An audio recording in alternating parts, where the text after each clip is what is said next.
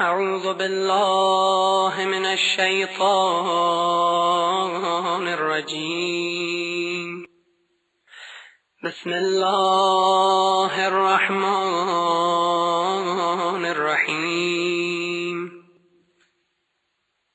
الحمد لله رب العالمين، وصلى الله على سيدنا محمد نبيه وآله وسلم تسليما. اللهم لك الحمد على ما جرى به قضاؤك في أوليائك الذين استخلصتهم لنفسك ودينك، إذ اخترت لهم جزيل ما عندك من النعيم المقيم الذي لا زوال له ولا اضمحلال، بعد أن شردت عليهم الزهد في درجات هذه الدنيا الدنيا وزخرفها وزبرجها، فشرطوا لك ذلك وعلمت منهم الوفاء به، فقبلتهم وقربتهم وقدمت لهم الذكر العلي والثناء الجلي، وأهبطت عليهم ملائكتك وكرمتهم بوحيك ورفدتهم بعلمك وجعلتهم الذريعة إليك والوسيلة إلى رضوانك، فبعض أسكنته جنتك إلى أن أخرجته منها، وبعض حملته في فلكك ونجيته ومن آمن معه من الهلكة برحمتك، وبعض اتخذته لنفسك خليلا وسألك لسان صدق في الآخرين فأجبته وجعلت ذلك عليا، وبعض كلمته من شجرة تكليما وجعلت له من أخيه ردءا ووزيرا، وبعض أولدته من غير أب وآتيته البينات وأيدته بروح القدس، وكل شرعت له شريعة ونهجت له منهاجا وتخيرت له أوصياء، مستحفظا بعد مستحفظ من مدة إلى مدة، إقامة لدينك وحجة على عبادك، ولئلا يزول الحق عن مقره ويغلب الباطل على أهله، ولا يقول أحد لولا أرسلت إلينا رسولا منذرا وأقمت لنا علما هاديا فنتبع آياتك من قبل أن نضل ونخزى، إلى أن انتهيت بالأمر إلى حبيبك ونجيبك محمد صلى الله عليه وآله، فكان كمن تجبته سيد من خلقته وصفوة من اصطفيته وأفضل من اجتبيته وأكرم من اعتمدته قدمته على أنبيائك وبعثته إلى الثقلين من عبادك وأوطعته مشارقك ومغاربك وسخرت له البراق وعرجت به إلى سمائك وأودعته علم ما كان وما يكون إلى انقضاء خلقك ثم نصرته بالرعب وحففته بجبرائيل وميكائيل والمسومين من ملائكتك ووعدته أن تظهر دينه على الدين كله ولو كره المشركون وذلك بعد أن بوأته مبوأ صدق من أهله وجعلت له ولهم أول بيت وضع للناس للذي ببكة مباركا وهدى للعالمين فيه آيات بينات مقام إبراهيم ومن دخله كان آمنا وقلت إنما يريد الله ليذهب عنكم الرجس أهل البيت ويطهركم تطهيرا ثم جعلت أجر محمد صلواتك عليه وآله مودته في كتابك فقلت قل لا أسألكم عليه أجرا إلا المودة في القربى وقلت ما سألتكم من أجر فهو لكم وقلت ما أسألكم عليه من أجر إلا من شاء أن يتخذ إلى ربه سبيلا فكانوا هم السبيل إليك والمسلك إلى رضوانك فلما انقضت أيامه أقام وليه علي بن أبي طالب صلواتك عليهما وآلهما هاديا إذ كان هو المنذر ولكل قوم هاد فقال والملأ أمامه من كنت مولاه فعلي مولاه اللهم وآل من والاه وعاد من عاداه وانصر من نصره واخذل من خذله وقال من كنت أنا نبيه فعلي أميره وقال أنا وعلي من شجرة واحدة والسائر الناس من شجر شتى وأحله محل هارون من موسى فقال له أنت مني بمنزلة هارون من موسى إلا أنه لا نبي بعدي وزوجه ابنته سيدة نساء العالمين وحل له من مسجده ما حل له وسد الأبواب إلا بابه ثم أوداه علمه وحكمته فقال أنا مدينة العلم وعلي بابها فمن أراد المدينة والحكمة فليأتها من بابها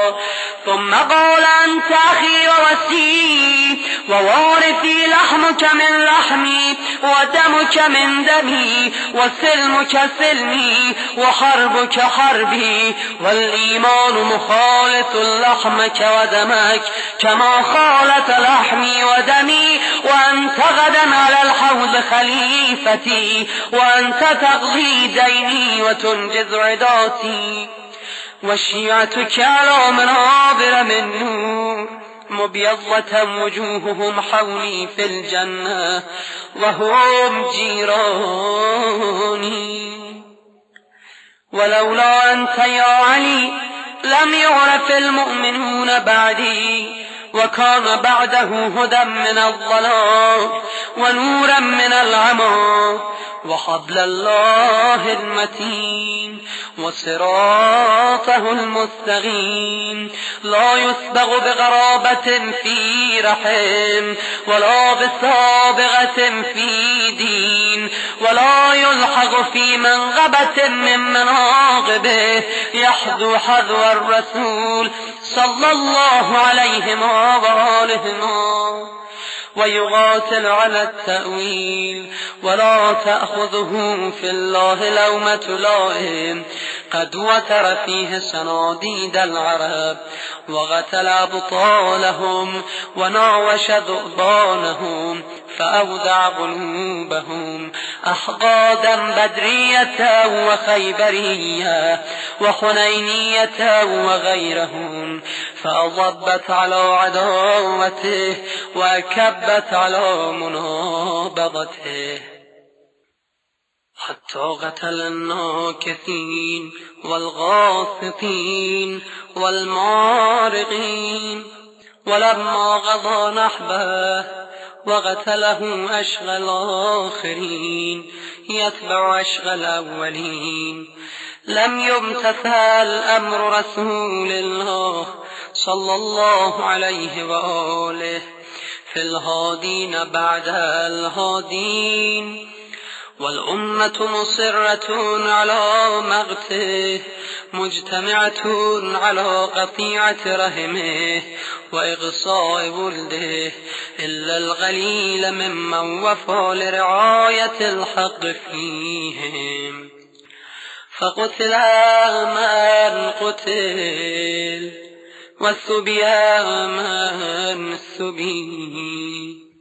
وأقصي من أقصي وجرى القضاء لهم بما يرجى له حسن المثوبة إذ كانت الأرض لله يورثها من يشاء من عباده والعاقبة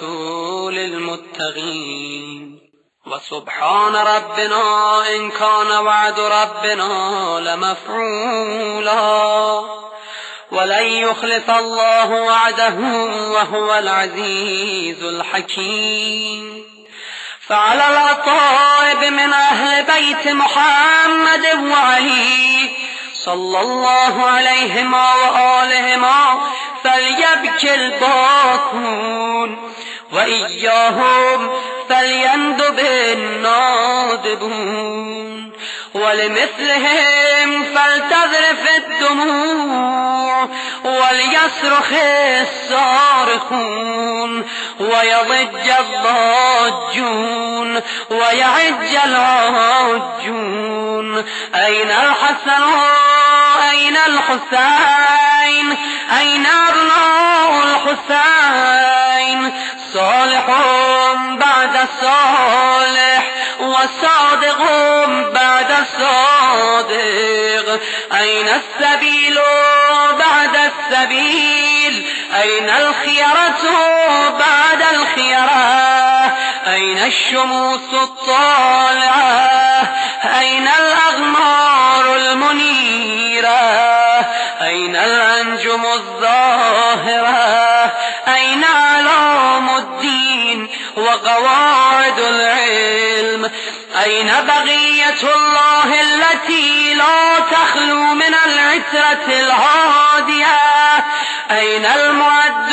لقطع دابر الظلمة أين المنتظر لإقامة الأمت والعواج أين المرتجى لإزالة الجور والعدوان أين المدخر لتجديد الفرائض والسنن أين المتخير لإعادة الملة والشريعة أين المؤمل لإحياء الكتاب وحدوده أين محيي معالم الدين وأهله أين قاسم شوكة المعتدين؟ أين هادم أبنية الشرك والنفاق؟ أين مبيد أهل الفسوق والعصيان والطغيان؟ أين حاصد فروع الغي والشغاق؟ أين طامس آثار الزيغ والأهواء؟ أين قاطع حبائل الكذب والافتراء؟ أين مبيد العصاة والمردة؟ أين مستأصل أهل العناد والتضليل والإلحاد؟ أين معز الأولياء ومضل الأعداء؟ أين جامع الكلمة على التقوى؟ أين باب الله الذي منه يؤتى؟ أين وجه الله الذي إليه يتوجه الأولياء؟ أين السبب المتصل بين الأرض والسماء؟ أين صاحب يوم الفتح وناشر راية الهدى؟ أين مؤلف شمل السلاح والرضا؟ أين الطالب بضحول الأنبياء وأبناء الأنبياء؟ أين الطالب بدم المغتول بكربلاء؟ أين المنصور على من اعتدى عليه وافترى؟ أين المضطر الذي يجاب إذا دعا؟ أين صدر الخلائق ذو البر والتقوى؟ أين ابن النبي المصطفى وابن علي المرتضى وابن خديجة الغراء وابن فاطمة الكبرى؟ بابي أنت وأمي ونفسي لك الوقاء والحمى، يا ابن السادة المغربين، يا ابن النجباء الأكرمين، يا ابن الهداة المهديين، يا ابن الخيرة المهذبين، يا ابن القطائفة الأنجبين، يا ابن الأطائب المطهرين، يا ابن الخضائمة المنتجبين، يا ابن القماغمة الأكرمين، يا ابن البدور المنيرة، يا ابن السرج المضيئة، يا ابن الشهب الثاقبة، يا ابن الأنجم الظاهرة، يا ابن السبل الواضحة، يا ابن الأعلام اللائحة، يا ابن العلوم الكاملة، يا ابن السنن المشهورة، يا ابن المعالم المأثورة، يا ابن المعجزات الموجودة، يا ابن الدلائل المشهودة، يا ابن الصراط المستقيم، يا ابن النبأ العظيم، يا ابن من هو في أم الكتاب لدى الله علي حكيم، يا ابن الآيات والبينات، يا ابن الدلائل الظاهرات، يا ابن البراهين الواضحات الباهرات، يا ابن الحجج البالغات، يا ابن النعم السابغات، يا ابن طه والمحكمات، يا ابن ياسين والضاريات، يا ابن الطور والعاديات، يا ابن من دنا فتدلى فكان قاب قوسين أو أدنى تنوى واغترابا من العلي الأعلى. ليت شعري أين استغرت بك النوى، بل أي أرض تغلك أو ثرى، أبرضوى أو غيرها أمضي طوى. عزيز علي أن أرى الخلق ولا ترى، ولا أسمع لك حسيسا ولا نجوى. عزيز علي أن تحيط بك دوني البلوى، ولا ينالك مني ضجيج ولا شكوى. بنفسي أنت من مغيب لم يخل منا، بنفسي أنت من نازح ما نزه عنا، بنفسي أنت أمنية الشائق يتمنى، من مؤمن ومؤمنة ذكرا فحنا، بنفسي أنت من عقيد عز لا يسامى، بنفسي أنت من أصيل مجد لا يجازى، بنفسي أنت من تلاد نعم لا تضاهى، بنفسي أنت من نصيف شرف لا يستهوى. إلى متى أخافك يا مولاي، وإلى متى وأي خطاب أصف فيك وأي نجوى، عزيز علي أن أجاب دونك وأناغى، عزيز علي أن أبكيك ويخذلك الورى، عزيز علي أن يجري عليك دونهم ما جرى. هل من معين فأطيل معه العويل والبكاء، هل من جزوع فأصاعد جزعه إذا خلا، هل غديت عين فصاعدتها عيني على الغضا، هل إليك يا ابن أحمد سبيل فتلغى، هل يتصل يومنا منك بغده فنحظى، متى نرد مناهلك الروية فنروى، متى ننتقع من عذب مائك فقد طال الصدى، متى نغاديك ونراوحك فنغر عينا، متى ترانا ونراك وقد نشرت لواء النصر ترى، أترانا نخف بك وأنت تؤم الملا، وقد ملأت الأرض عدلا وأضغت أعدائك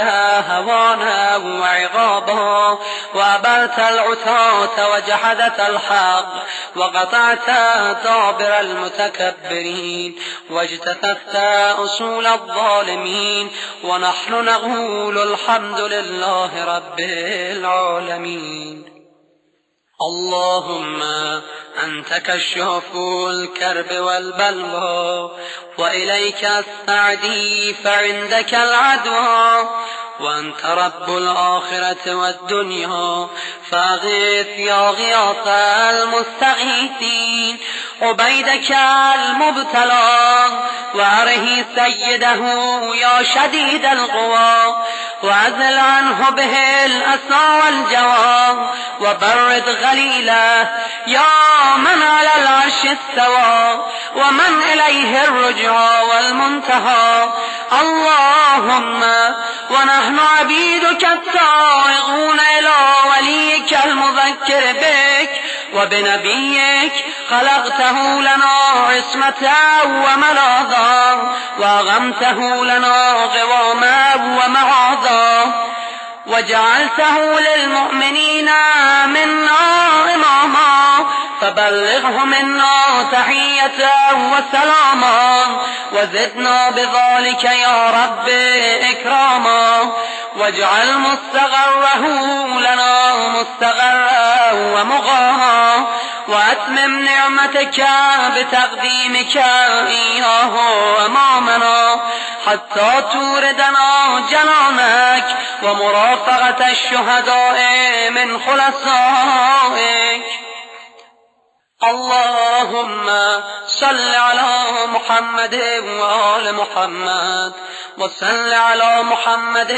جده ورسولك السيد الأكبر، وعلى أبيه السيد الأصغر، وجدته الصديقة الكبرى فاطمة بنت محمد، وعلى من اصطفيت من آبائه البررة، وعليه أفضل وأكمل وأتم وأدوم وأكثر وأوفر ما صليت على أحد من أسفيائك،